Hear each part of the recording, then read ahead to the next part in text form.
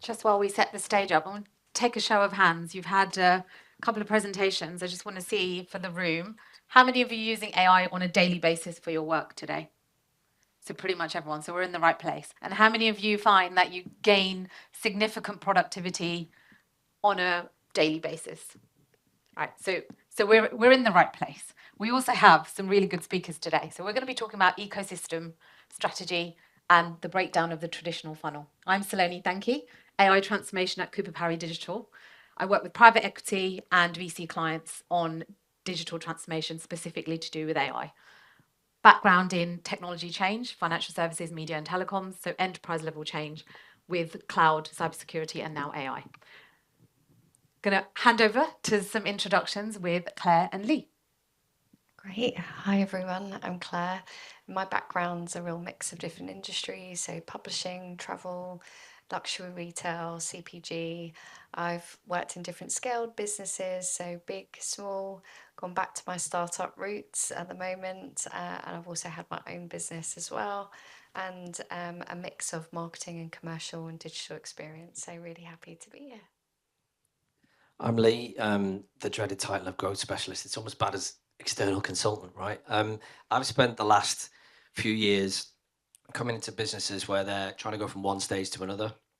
And I've carved out a sort of niche in that, which is whether it's commercial, they're trying to get from one number to another, it's an EBIT improvement.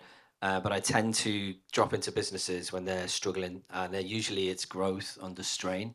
It's or scale under strain kind of situation.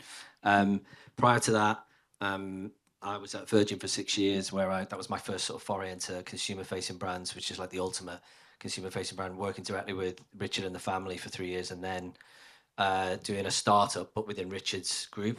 There's probably someone from Virgin in here. There's always someone from Virgin, which was the global loyalty program. And then prior to that, agencies for my sins. I was in agencies for 15 years. So I was around before the internet. I was around after the internet, before social media, after social media, now before AI and after AI. So I'm going to show your I'm age old. now. Thank you. So, we're seeing agentic and e-commerce becoming a real trend. There's significant growth in this space, and how are brands actually becoming discovered? How are you actually ensuring that your brand, your website, your funnel is continuing to stay full with agentic? Now, we can see the e-commerce platforms across the board are having significant growth, but where brands are really now starting to struggle is, how do we gain that visibility that we used to have through your traditional search? How are you actually going to ensure that your capability for your teams, your systems, and your platform and infrastructure is keeping up with the demand? So one of the things that we've been discussing when we did the prep actually was actually, how do you shift from owned channel optimization to ecosystem strategy? And how does the marketing that currently or was led towards humans now is machine led, because you've got agentic commerce where we've got agents making decisions for consumers, and there is a huge shift in how all of this is now operating. So how are we actually going to, as traditional businesses who are already in the era of AI, talking about adoption, but now the boards are asking for value creation? So you're investing in AI, but how are you actually going to create that value and ensure that your business continues to stay relevant? So we're going to talk through a little bit about the ecosystem strategy, the infrastructure, the platform, and then how brands are responding based on the experience we've got around the table here today. Just a couple of stats. So traffic for retail sales has increased 4,700% year on year. Where AI referred shoppers are going through, conversion is 31% higher. You've also got 45% longer on those sites which are AI referred. So significant stats. But adoption isn't necessarily just equaling advantage, right? So 88% of organizations are using AI, but only 7% are actually scaling and making that a reality for themselves. So how are we marketing, and how are we going to be marketing to machines and humans and making that successful? So let's get into it. The practicality of how businesses are actually operating and where you see the environment going for AI for your business. So we want to start with customer behavior and discovery. So can you give us a little bit, we'll start with you, Lee, a bit of insight in terms of how are customers actually behaving differently? And do you see in your business and your experience where search and e-commerce and the marketplace dynamics, how are they shifting for you? Yeah, well, I've spent the last couple of years in a real, it's boring for it, but hyperscale up, and I mean hyperscale up in the wellness industry. And the biggest thing that it's an obvious one, but is discovery. And those days of 10 links and a click, they're disappearing fast. That process is collapsing. And in my experience from a D2C side of stuff, and that's where I've just spent the last couple of years, it's not about the consumer journey in that sense. It's about preparing where the destination is for this world of search being done in these language models. So, for example, when I was at Will Powders, the first thing I did when I came in, I was the first sort of grown up brought into the business to try and put some rigor in. And I said, you're going to have to completely rewrite the website. And, the founders were just like, whoa, what's happening here? And basically, we needed to get the PDP pages and product pages ready for search. Now, that's not an obvious thing to come in when you're asking for cash to do it. They're like, how are we going to see a change and an ROI? But it was one of those things we had to get done. And that was the first thing, particularly in the D2C side of stuff, where we had to get sorted to present ourselves in GPT or wherever your chosen poison is. But that, search is the first and messiest and bloodiest battleground at the moment. Yeah, so I think it really depends on your maturity, firstly, as a business and what business you're in, right? I'm in beauty at the moment, but I've worked in quite a few different industries, and I'd almost liken it to working at Virgin, because I worked at Virgin Atlantic, and back in the days, I worked on a startup that no longer exists. But ultimately, how people discovered holidays and travel experiences was asking questions. And TripAdvisor was its own beast, etc. And it's the adoption and movement and speed that you really need to think about. And, being in a organization of 125,000 people, how do you move that ship is very different to being in the organization now of 80 people. But I think there is fundamentally, when you've got legacy, you also then can hamper your own way to helping consumers find your brand. And I say that candidly because I'm now in a brand that's actually not that young, but in hyperscale up stage, but has a lot of legacy. So the old version of the product is still around in the marketplace, and I need people to find the new version of the brand. And actually, so I've equally had to go into a company that's invested in a new platform that's not actually that discoverable. So it's really heartbreaking for an owner and a founder to hear, you mean I need to spend more money? And the way that I've told the story is the constant investment that you need to make in the plumbing and electricity in offline retail. You need to continue that optimization. And it just so happens that the expedient, the accelerant. So yes, I'm working on projects that I worked 15 years ago at Selfridges in retail. I'm actually feel like I'm having a deja vu moment, but I'm actually doing it from always consumer lens. So I have to always put my consumer lens back on. And I guess, when I look at it's this kind of multifaceted thing that you need to think about in your organization of it's actually through customer service when I really listen to that customer feedback that then I realized the website isn't optimized for people to discover what they're actually looking for. And even though I can see all of the incremental AI software that people are using now are finding it and seeing all my traffic increase to the direct-to-consumer site, we're letting them down. So I think where traditionally consumers have been really reliant on brand promises, if you don't have your core foundations right, whether that's your data strategy, core education material that's on a product detail page, or you're not talking about it in social media in the right way. So your connected machine and your organization, and I think these pockets of humans have got these information, but for whatever reason, they just haven't really found a way to connect it in your own organization to allow your consumers to find the information. It's a bit like the sales associate that I worked with at Selfridges not having the ability to clientele and understand that that customer had shopped online and shopped in store. So I think sometimes it's just about going back to the fundamental core business challenges And then are you really consumer first in how you're thinking? And how do you find those pockets of information to allow your consumer to find you? It's not rocket science, but sometimes actually legacy companies versus new brands that are popping up all the time, they don't have some of that legacy. So they can be faster and speedier.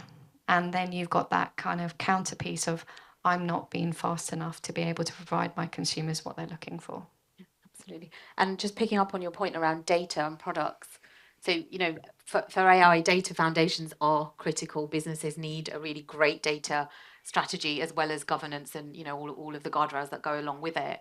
Do you find in the businesses that you both operate in that data is given enough airtime to then make this strategy online for AI and be, your products are discoverable, your agentic commerce is working as you're expecting it? Do you have the right data strategy that goes with that, or are you still discovering what that looks like? Because I think unlocking that has real significant potential, but creating the right breeding ground to make data, valid for your products and services is very difficult to achieve. I mean, I've been in big corps, and data, so even for Virgin, it's still a dirty, messy, murky part of the business, right? It's the bit that's unheard quite a lot. It's the bit that the business knows they need, but they kind of produce a lot of reports, put them in the drawer. We're now in a world where you put it in the drawer, and the drawer is some sort of model or system where you can then surface it. So it's startups where I've been in the last few years. They're generating 30, 40, 50 million people with 25 people. It's wild, right? It's very different. The last person to get hired is a data person. It just is, right? It's not the sexy person, but that needs to change, right? Because these models and everything else are now going to be fed by data. So yeah, it's an interesting one. I'm working with a brand at the moment, which I can't name, but I've been working with them for 4 or 5 weeks now. It's the same challenge, right? It's the same patterns all the time. It's just slightly different behaviors when you move into different businesses. I was talking to Andrew about this earlier, and that is we don't have time. We don't have time. We just got to get on with it. It's normally a performance-led business. I've talked to lots of people. You have performance specialists, and you farm and farm and farm, and then you realise you've not done anything with brand, and then it starts, and you repeat the cycle. So, I mean, my point on the data thing is you need to treat it from the off, but it's not the age-old data big housing situation. It's a very different type of data. It's like consumer data and everything else now, which is accessible. So, it's an age-old problem, right? It's just packaged up slightly differently this time around. And what do you see as businesses doing differently now in terms of their media strategy and platform in the current climate?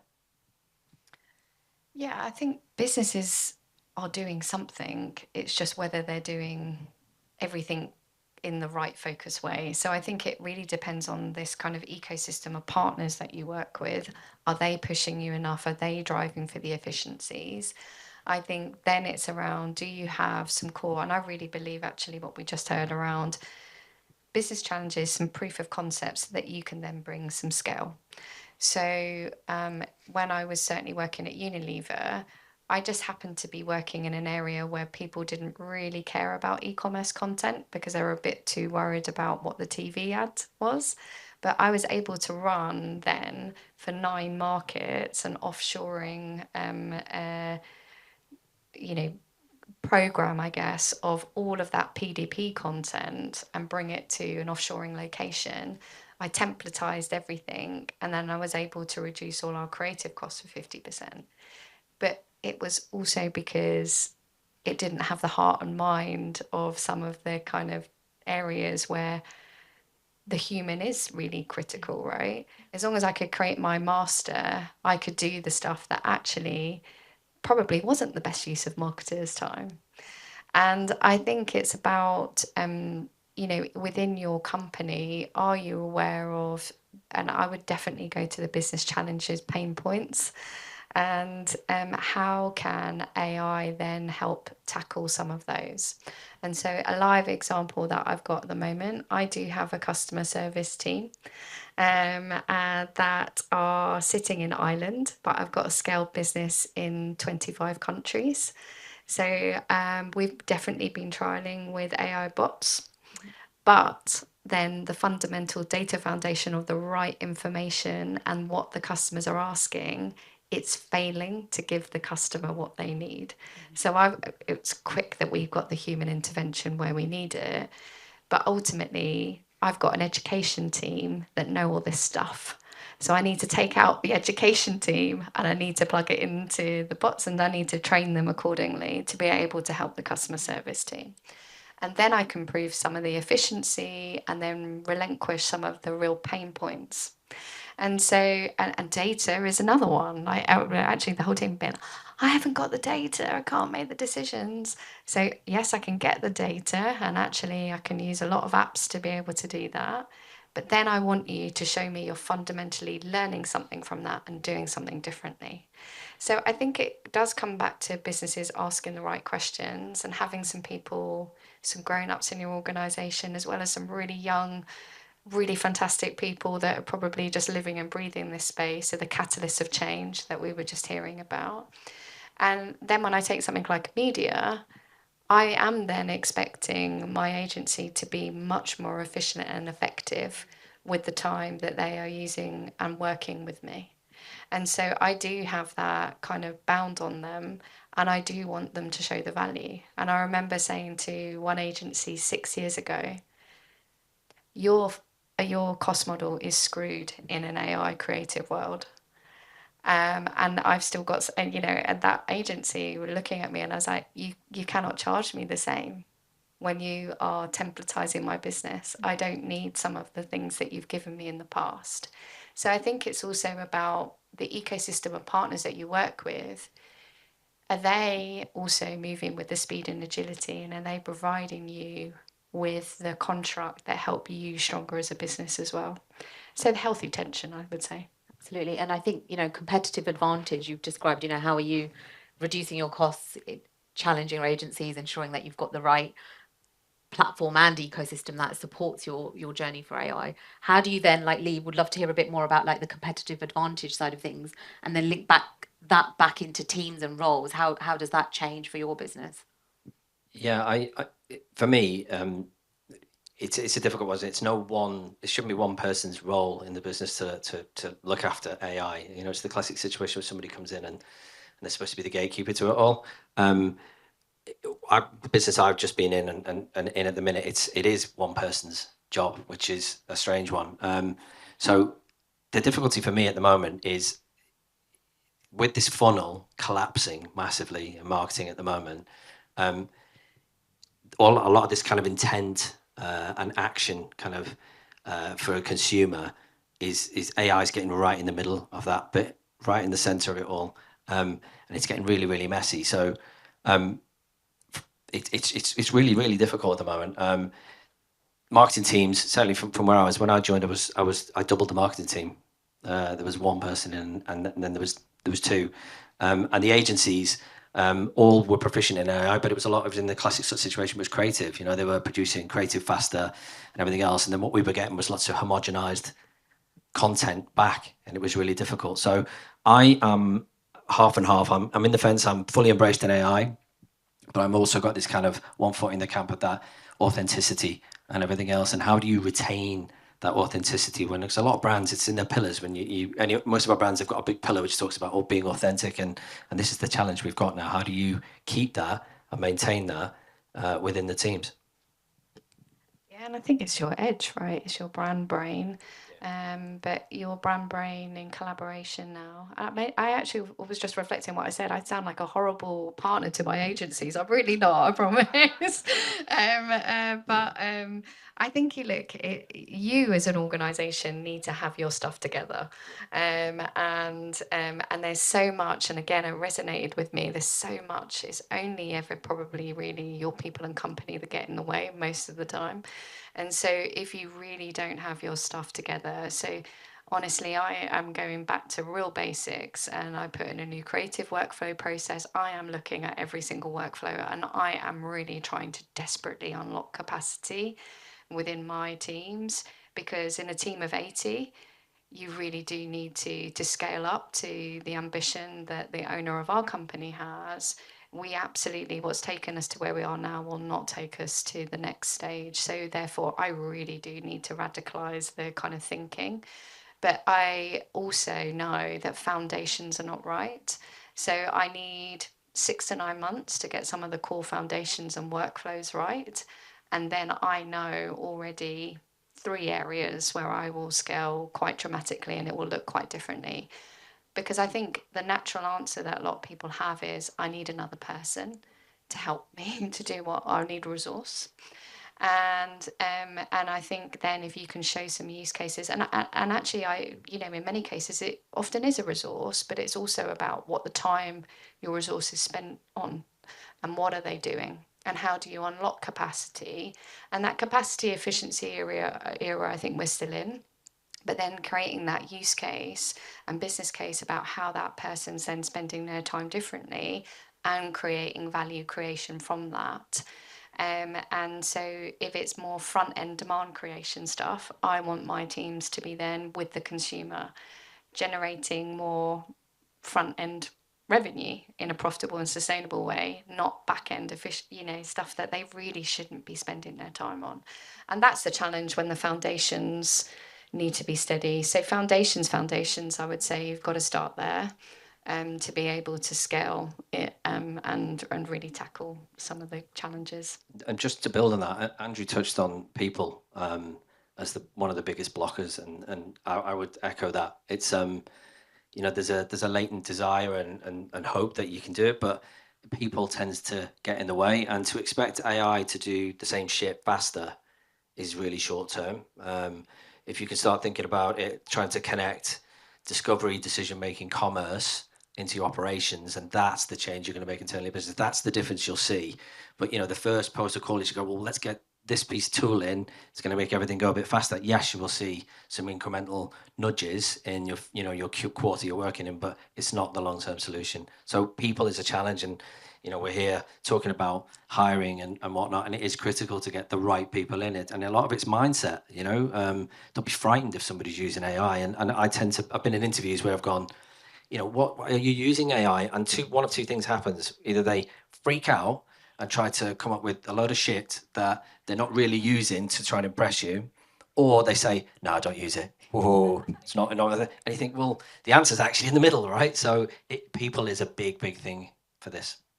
And just touching on that, so there's a number of, boards that now are committing 20, 30, 40%, efficiencies, P&L impacts, because we're going to be creating, better, more efficient processes, so we don't need this many people or resourcing. Coming back to your point, how do you find those sometimes far-reaching, but often baked in statements of we're going to have a 30% impact on our P&L because AI is going to transform the way we work within 18 months, within 2 years? How do you find the journey to then say, okay, how do I make that a reality for your business? Because the commitment's made, it's made at the board level, and often, and we spoke about this earlier in the week, that there is a lag when you deploy the tooling, when your processes are set up, the adoption, and actually how you ensure that people are using the tooling in the right way and then creating the value and the efficiencies takes longer than just implementing. But the commitment's already been made. So how do you find that conversation either with your board or investors where you've already got that signed up? I think it's really difficult, if I'm honest, because I actually think we're in a bit of a dangerous scenario where you're seeing lots of companies saying that they're taking jobs out in a world of AI, and actually they're kind of really not. They're just under a lot of cost pressure, and they're using AI as the thrust, and that's scaremongering. And then you've got like founders wanting to outdo each other. Yeah, my company's got 2 people, and then someone's like, well, I've got 30. And I've taken it down to 5. And so we're actually in quite a dangerous era where we could be over-promising and massively under-delivering. And so I actually think you do need some sensible people in your organisation. Of course, the macroeconomy is driving such dramatic ways of how we need to change of how we do our business. But equally, the person that signs up to some of this madness is going to be the person that's going to end up fired. So I also think it's my duty to be. I was in a board meeting last week, where a board member said to me, "Oh, so we've had a proposal that you can take out exactly what we've just seen," and I was like, "Maybe, but you need to do these 5 things first. And I think that was a proposal sent by a prospect who potentially wanted to invest in the company that doesn't know the intrinsic dealings of the company. So you're having to kind of defend. And I think you just have to be, of course you can do a lot of different things, but what are you trying to ultimately achieve as a business? Is it efficiency? Is it scale? Is it growth? Is it profit? And I think then you can look at some of these business challenges, and can AI solve some of them? Absolutely yes. Can some sensible people help solve them? Absolutely yes. So I do think we're in a dangerous. It doesn't mean that you can't hold yourself to account. I mean, I've seen many people say to me in different size businesses, here's my business case. I'm like, okay, are you going to actually say in your P&L, you're going to save me 300 million? And if they're shaking their head, yes, yes, yes, then track it and treasure what measure what you treasure, right? And so I think you ultimately need to drive accountability. So it's just being sensible. But I think you also need to be very, very clear. If you're going to drive efficiencies, I'm going to save XX hours, show me the money and show me the proof. Because otherwise it's just like with all business cases, do they end up materializing? Absolutely. Lee, anything to add on? No, just, I mean, it's a build really on what I said earlier, which is that trying to think beyond that quarter, because you can use these tools to find that efficiency really early, and it might help you bring sales forward. It might bring something in, so you got that improvement, and the board and your investors go amazing, and then you drop off a cliff in Q2 and Q3, and we've all been there. It's that kind of yo-yo.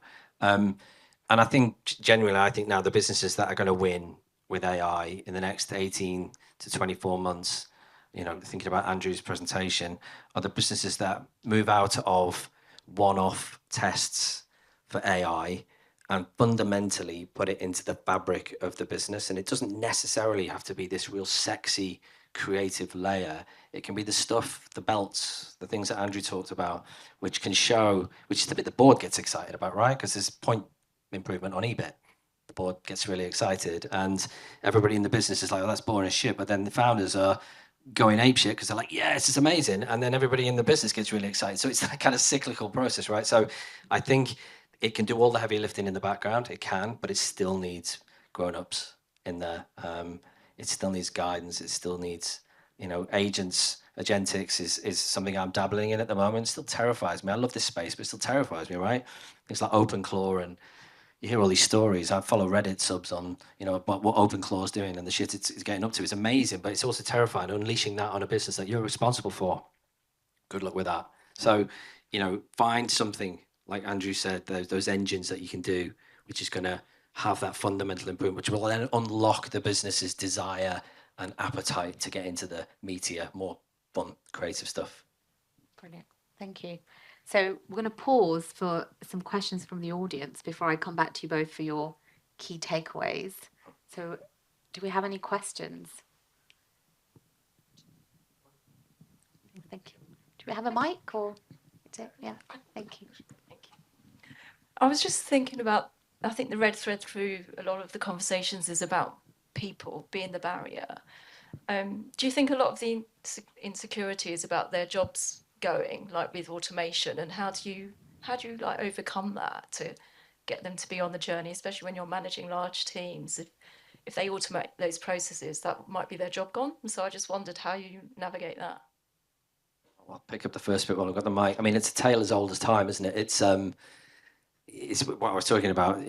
I urge, when I'm working with founders, to not find out how to replace that individual.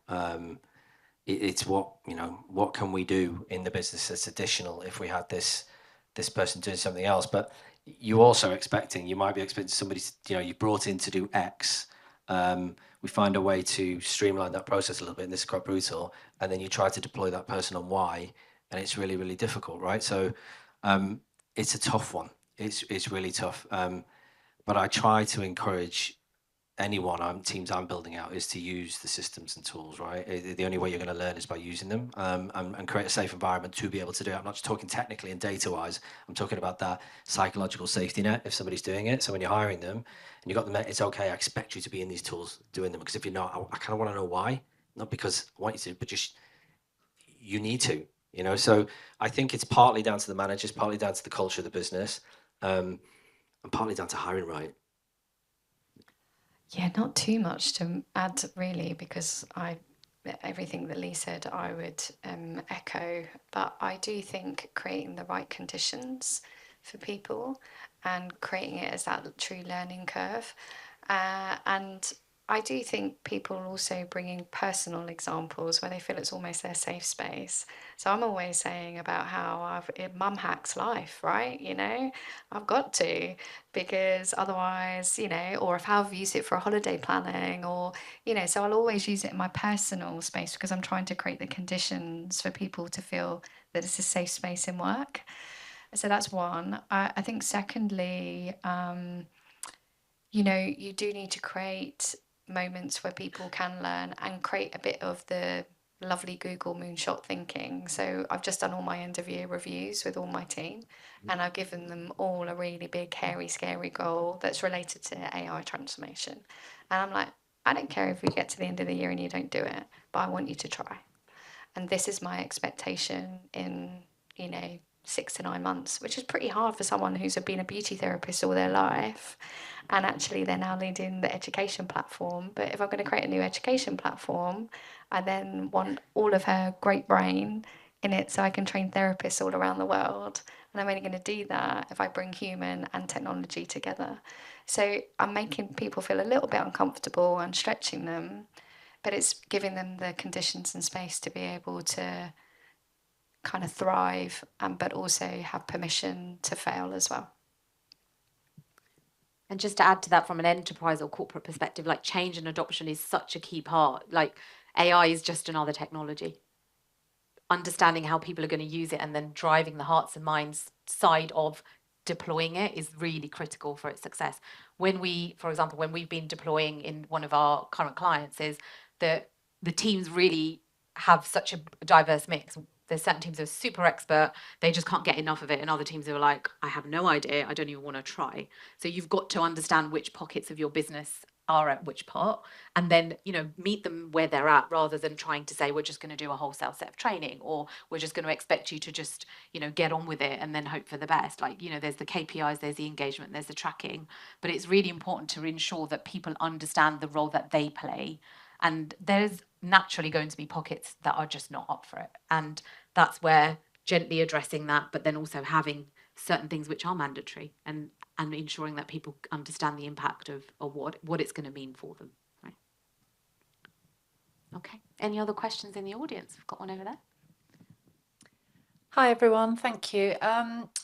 Lee, well, you all touched on it really, which is about pockets of resistance and moving the dial. So one I wanted to ask about, which is on my mind very much at the moment, is how do you bring skeptical CFOs and CEOs on the journey with the funnel collapsing, as you've talked about, Lee? So, I think you said it, Claire, people measure what we treasure, and what CFOs like measuring is last click ROAS and things that are very trackable and linear. And obviously, for those of us in e-commerce, the things that we need to do to be playing really well and visible in LLMs tend not to be very trackable. They tend to be dark arts. They're often things that CFOs don't think are that important, like CSAT and digital PR and online reputation. So how do we square that circle when, the comfort level is going to be around trackable journeys, and actually we're nowhere near there? And another layer on that, the inputs that we're all going to have to work on are things that need resources that can't be tracked either. Do you want me to go first? Yeah, I mean, I'm still trying to square that circle, right? With boards and CFOs. Again, not to cop out, but I think this is a lot down to hiring the right person in to enable that trust to be given by CFOs. Now, I realize you've got to earn that with some CFOs when you go into them. And certainly from my perspective, coming from D2C led businesses that are trying to diversify their channels. You know, have TikTok Shop, everything else is the one that everybody's obviously panicking about at the moment. I can still show results in them because you can draw a line from A to B, right? And you can say it. And there's tools and services out there, things to track brand tracking, but it is still a qual scenario, right? You're still getting 2,000 people to tell me what you think of your brand and share a voice. So I think consumers are all over the place now. That fragmentation we've talked about for years is now not fragmentation, it's a complete explosion, right? All of that discovery and intent is happening off the brand site before they get there, right? All the decisions are being taken. So I don't know, it's I don't have the solid answer on this one, and I know it's a bit of a cop-out, but you still need PR, you still need all the trad channels, right? And the trad situation to measure whether your campaign's having an effect. But there's now, what I'm seeing is, you know, it's gone from brand-led marketing to back to product, and this will probably resonate with Claire in her business. I'm in a skincare business as well at the moment, and the brand is kind of right down the funnel now. It's almost a reassurance point because you're in TikTok channels screaming and shouting for a 12-hour live TikTok, buy my this, buy my that, and then the reassurance comes from the brand later.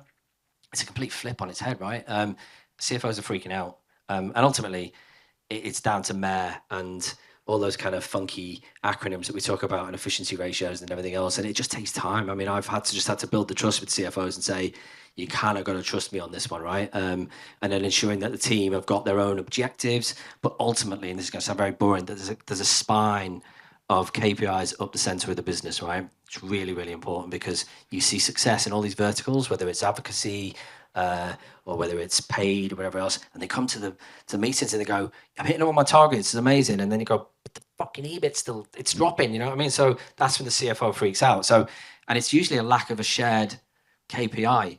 That, or, you know, and it doesn't need to be 50, it's like 3. What if everything you're doing is not adding to this spine at the moment, then you need to stop doing it. So I think it's trust and time, and not all businesses allow that, right? I've been in some fierce ones where the founders are, yeah, you know, and I've been in some where they trust. So I don't know, it's relationships, you know, AI can't fix that. You've got to build those relationships personally.